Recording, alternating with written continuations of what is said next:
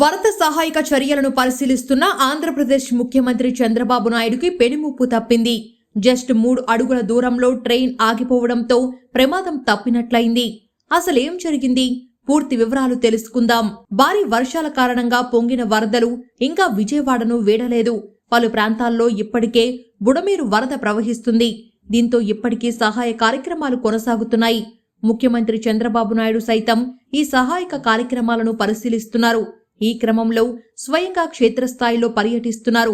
ఈ సందర్భంగానే సీఎం చంద్రబాబు ముదారా నగర రైల్వే ట్రాక్ పై నడుచుకుంటూ వెళ్తున్నారు. అదే సమయంలో ట్రాక్ పై నుంచి ట్రైన్ వస్తుంది. ఇది గమనించిన భద్రతా సిబ్బంది ట్రైన్ వస్తుందని అక్కడి నుంచి వెళ్తామని చెప్పారు.